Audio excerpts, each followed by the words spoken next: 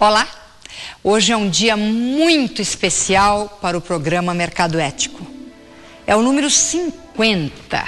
Nós estamos completando 50 diálogos da maior relevância, em que aprendemos muito em diferentes campos do conhecimento, do pensamento, da experiência humana, no âmbito da ética, da sustentabilidade.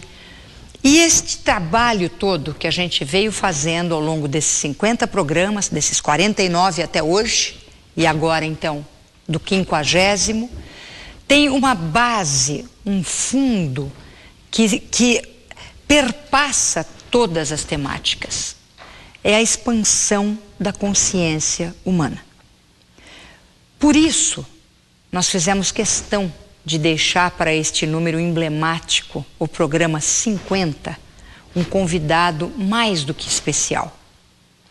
Ele é o coordenador da Universidade Brahma Kumaris. É uma universidade que se encontra com sede na Índia, é uma enorme universidade planetária. Eu tive a oportunidade e tenho tido o infinito prazer, a alegria de estar lá algumas vezes, de ter estado. E então Ken O'Donnell é o coordenador da Universidade Brahma Kumaris para a América do Sul.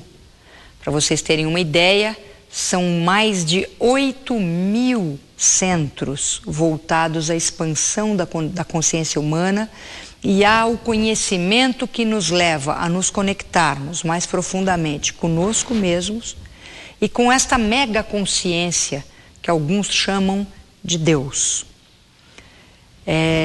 Outros não. Os físicos, por exemplo, chamam mesmo da consciência cósmica.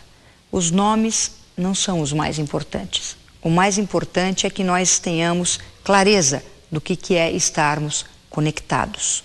Porque só assim nós poderemos utilizar todo o ferramental que a gente veio aprendendo a respeito da sustentabilidade, a respeito da recriação da vida nesse momento tão especial, tão importante da história da humanidade. O Ken é também o presidente do Instituto Vivendo Valores.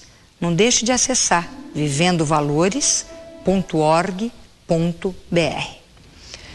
Ken O'Donnell, muito obrigada por estar com a gente no programa 50 Mercado Ético. Bom, em primeiro lugar, Cristina, eu acho que temos que parabenizar este esforço de tantos e tantas coisas que tanta gente aprendeu com esse esforço de vocês. Parabéns. Obrigada. Para nós está sendo um aprendizado infinito. Eu brinco muito com a equipe toda de produção. Eu digo, olha, gente, nós estamos fazendo um mega PhD, porque as pessoas que têm vindo e têm compartilhado conosco a sua visão de mundo, a sua experiência, o seu conhecimento, os seus pensares, sempre num sentido muito vanguarda, muito evolucionário, como a própria Hazel Henderson, que você tão bem conhece, que é a fundadora e a criadora da plataforma Mercado Ético, hoje presente no mundo todo, né? Nós estamos em todos os continentes. Eu acredito que a coisa mais importante desse aprendizado, desse PhD, que eu chamo pós-doutorado, livre docência, é a nossa possibilidade de expandir a consciência, né? Não há como realmente introjetar e muito menos implementar na nossa vida cotidiana novos hábitos, como usar todo um ferramental, um instrumental voltado à recriação da vida, porque mercado ético em última instância é isto, se nós não tivermos a nossa consciência plena de quem somos, qual é o nosso papel neste universo, neste momento, e qual o nosso próximo passo. Pois é. Então, Ken, quem somos nós? Bom, nós somos, primeiramente, você olha seu cartão de visita e tem seu nome, o cargo, o que você é, na verdade aquilo lá é o que você está representando. Existe uma energia que está por trás dos papéis e relacionamentos e responsabilidades. E é uma energia que tem consciência de si mesma, que é um pouco diferente da energia que é a matéria, que as moléculas vão e vêm, né? Uma molécula entra nessa sala e, poxa vida, não gostei daqui, eu vou embora. Não tem esse poder de opção, mas a energia consciente, sim. Então nós somos como faíscas individualizadas de energia consciente que estão movendo os nossos corpos, movendo os nossos papéis e vivendo nesse mundo. E para minha alegria, quando eu vim aqui para o Brasil, porque eu sou australiano, eu aprendi que aqui tem 2 verbos para ser e estar. Em inglês é to be só, né? Certo. Aí eu realmente caiu uma enorme ficha, porque de fato há duas coisas. O que eu sou, o que eu estou. Tá. Então, muita gente confunde o estar com o ser. E aí começa o problema, porque eu sou uma coisa, estou outra coisa, eu faço uma terceira coisa e tenho uma quarta coisa como resultado. Aí a gente confunde todos os verbos.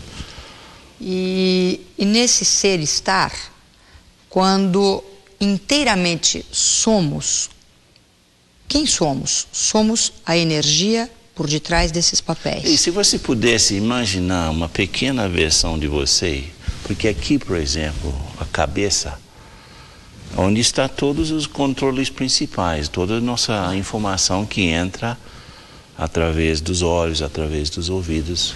E é o instrumento principal de expressão, que é a boca e também os olhos, né, o rosto. Nós nos expressamos e também experimentamos. Então, imagine todos esses fiozinhos chegando e aqui dentro, mais ou menos, uma sede dessa energia consciente, uma pequena versãozinha de você mesmo, tipo um homenzinho num guindaste. Não é a mão que está fazendo isso, é a energia que está fazendo isso. Certo. E aí, se você pega, por exemplo, ligado à questão de ecologia, só pegando a ecologia. Ecologia vem de oikos, que significa casa, uma palavra em grego. E aí estudo da casa. Qual é a casa? Onde é a casa? Mas nós temos uma casa grande que é o planeta. Temos uma casa menor, tipo uma cidade, como a gente já viu em alguns de seus programas. Nós temos uma casa que é a nossa casa. Temos uma casa que outra casa pode ser o trabalho. E outra casa é o corpo. Depois outra casinha aqui dentro, né? Dentro dessa, são as paredes da casa mental, onde eu penso, onde eu preparo as ideias, onde eu atuo. Então, se eu quero ser realmente coerente, eu tenho que cuidar de todas essas casas, e não apenas a casa lá longe. É. Pois é, gente. Ou cuidar da casa do outro também, que muita gente tem essa preocupação. Nós vamos hoje com Ken aprender sobre aquela casa da qual pouco nos lembramos. A casa que, de certa maneira, pode estar aqui contida, porque estamos aqui presentes, mas é uma casa maior. Até já!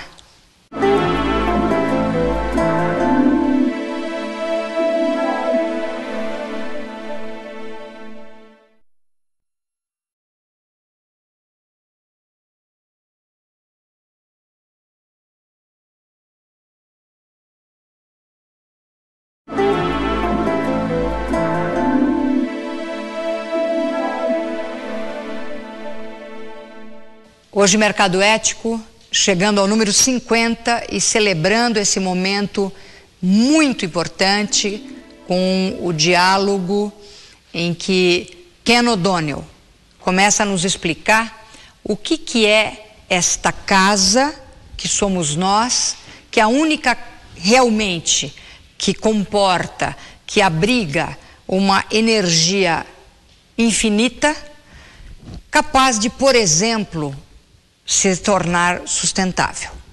Por exemplo, entre outras coisas.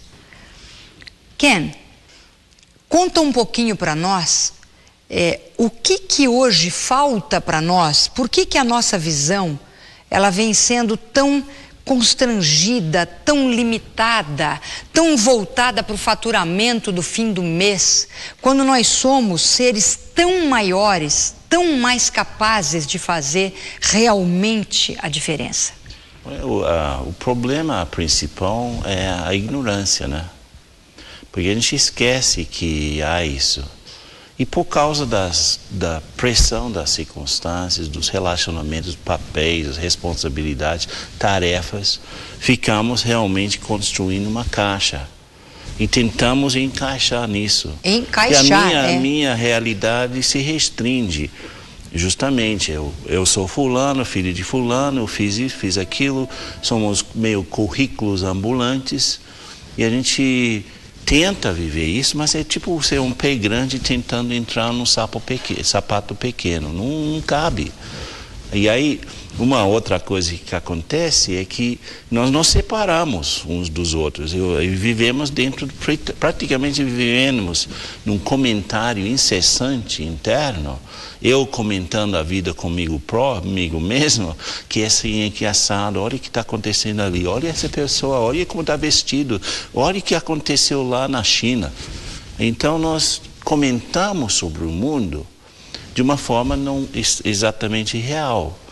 E o mundo, na verdade, é o que é. Mas pouca gente vê o mundo como é. A maioria vê o mundo como eles são. Então, eu preciso dar uma parada para pensar, peraí, onde está a extensão da minha vida? Porque, na verdade, todo pensamento que eu lanço tem um efeito. Toda palavra que eu lanço tem um efeito. Toda ação que eu faço tem um efeito. Então, nós estamos querendo, por exemplo, salvar o planeta, mas a caridade começa em casa. Né? E o que é sustentar, do ponto de vista da consciência? É igual plantar uma planta. Você não pode ficar lá gritando para uma planta crescer. Mas você só tem que assegurar as condições de crescimento. Então, um relacionamento pode ser frutífero e tem que ser sustentado. Uma iniciativa tem que ser sustentada. Uma ação que eu gosto de fazer tem que ser sustentada. Então, sustentabilidade tem que descer desse mundo árido de discurso e de pesquisa para a realidade. Eu preciso fazer ações sustentáveis. Ou seja, eu preciso cuidar, eu preciso colocar a minha energia, o meu sentimento nisso. Exatamente. Amor. O meu amor. Amor é a base de sustentabilidade. O meu amor. Então, hoje as empresas falam tanto sobre sustentabilidade, no entanto, elas extirparam a palavra amor do seu vocabulário. É como se falar de amor dentro de uma empresa fosse assunto para tolinhos, né, gente? Porque nós estamos lá para fazer o chamado hard game. E, na verdade, enquanto nós fazemos essa profunda dicotomia entre o que de fato somos, que somos seres capazes de sentir, capazes de ser aquilo que a gente chama de o outro, capazes de cuidar, nós, mulheres e homens, somos profundamente capazes de cuidar e nos sentimos muito felizes quando estamos cuidando, não é verdade? Posso comentar uma coisa? Claro! Que eu acho que desde nós começamos a ficar na época moderna, vamos dizer, as ideias de Rousseau sobre o homem e a natureza, que é aquela ideia do selvagem nobre que meio que idealizou a natureza, que a natureza começa onde a cidade termina. Certo. E que nós fugimos das cidades para as nossas casas de praia, de montanha, para curtir a natureza, esquecendo que a própria cidade é feita dela. Claro. Vigas e cimento e concreto, plástico é uma ex-floresta, não é? Que foi convertido da petroquímica. Tudo que nos cerca é a natureza, tudo. Tudo. Então, Primeiramente, os não ambientalistas e os ambientalistas caem no mesmo erro de achar que a natureza é um paciente que precisa deitar numa mesa de operação e nós vamos operar, mas esquecemos que nós fazemos parte do processo. E se eu não cuido de mim, é como não cuidar da floresta. Claro, e se eu não cuido da floresta, não terei como sobreviver. A gente volta já já.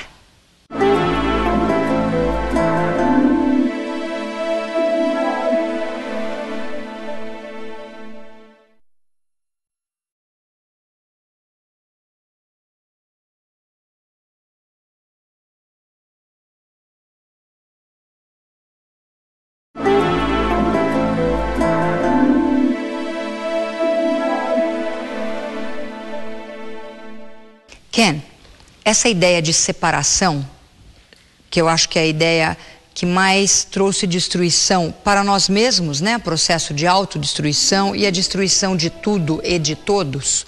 Quer dizer, esta ideia fictícia, fantasiosa, de que somos separados, como você acabou de comentar no bloco anterior. Quer dizer, a gente de repente fala assim, vamos salvar o planeta, como se o planeta não fôssemos nós. Então assim, põe na mesa de cirurgia, você fez uma metáfora perfeita, né? E sendo que o paciente somos todos, né? Essa ideia de separação, ela evidentemente é uma ideia de nos restringir, é uma ideia de nos incapacitar para sermos com S maiúsculo, né? A gente não consegue ser porque a gente sempre a gente está cuidando do planeta ou a gente está cuidando da empresa, mas no momento em que a gente abandonasse esses limites absolutamente fantasiosos, aí nós todos poderíamos viver essa grandiosidade do uno. Falando assim, gente, parece que agora me deu um acesso assim de esoterismo, eu entrei numas. No entanto, o próprio Ken O'Donnell me mostrou recentemente um vídeo de uma PhD em neurociência por Harvard, uma mulher que atua em Harvard, que sofreu um AVC, sofreu um acidente vascular cerebral, e neste AVC o que aconteceu de verdade é que o hemisfério esquerdo do cérebro desta senhora, que na verdade então é o hemisfério que comanda a parte racional do corpo, comanda a razão, a organização, ele foi inteiramente aniquilado. E aí só ficou o lado direito do cérebro, que comanda o sentimento, a intuição, a percepção maior do ser. Eu tive o privilégio de assistir esse vídeo em que ela faz um depoimento mostrando que no momento em que tudo se apagou do lado racional, ela percebeu claramente que ela não tinha os contornos e que o corpo dela, o braço, as mãos, as moléculas do seu ser estavam totalmente fundidas com as moléculas de tudo que estava ao redor. E aí, quer dizer, Harvard estudando esse caso e ela junto, como PhD, ficou muito claro que ela não teve uma ilusão, ela viu a verdade. Portanto, isso que você está dizendo, Ken, é absolutamente ciência pura, né? Mas eu gosto de frisar uma coisa, somos seres individuais. O problema é que a gente fica cozinhando nos nossos próprios ingredientes, né? E produzimos uma coisa não muito real, porque participamos de uma única realidade e não tem onde começa, onde termina. Nesse sentido. Então nós andamos na cidade, esse trânsito maluco, nada que tem a ver comigo. Na verdade, a consciência coletiva, de tanto que a gente fala, produz campos dentro dos quais as coisas se formam. Claro. Isso é a física quântica. Claro. Então, os objetos que fazem parte da minha realidade e também a condição da minha realidade, eu estou criando isto. Claro. Então, e aí a ilusão, achar que aquilo lá que se forma à minha volta e naquilo que eu interajo, nada tem a ver comigo, é um acidente. Não é, é uma interação contínua. Claro. E aí, o que compartilhamos, por exemplo, nós somos como cocos.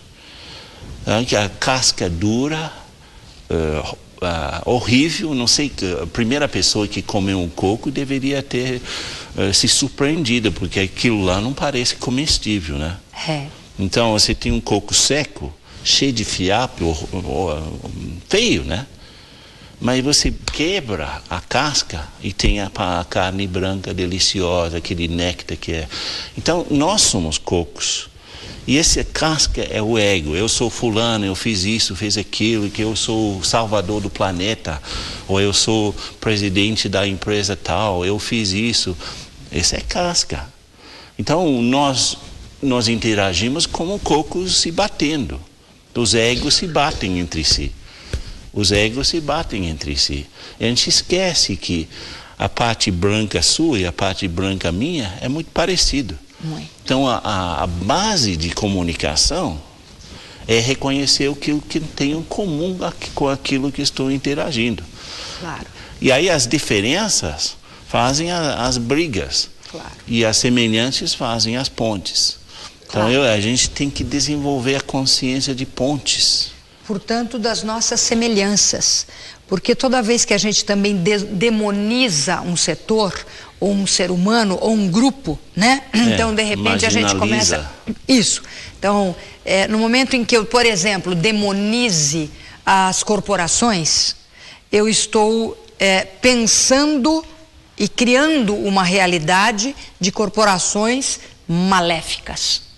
No momento em que eu entender que toda corporação é feita por seres humanos e que todos nós podemos, e não é difícil, nós podemos abandonar essa casca toda e nos comunicarmos olho no olho, nós podemos nesse momento então começar a deixar fluir, a deixar circular pelo planeta e dentro de nós mesmos uma sensação de construção. E tem um aspecto, por exemplo, recentemente houve o Fórum Global para a América Latina de Sustentabilidade, organizado pela FIEP. Excelente iniciativa do Rodrigo Rocha Loures. E aí eu estive lá como um dos facilitadores.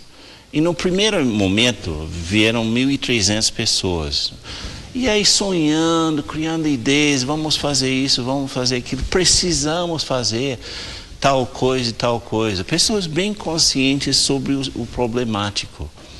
Na segunda etapa, que também eu facilitei, vieram 200 pessoas interessadas em fazer alguma coisa na prática. E geralmente é assim, nós somos muito bons em criar ideias e discursar, como se as palavras fossem fatos, como se as palavras fossem objetos já existentes. Né? Eu acho que eu entendo alguma coisa porque eu sei falar bem sobre aquilo. Não é assim. Porque nós somos prisioneiros, né, do plano mental. Melhores sonhos para ação requer uma conexão muito profunda. E aí uma sequência: ser, estar, fazer, ter. E o que é que vai alinhar tudo isso? É o querer muito forte, mas também o poder. A gente tem que ter poder espiritual, poder de agir de uma forma consciente, não apenas poder para falar de forma consciente. Claro. No mercado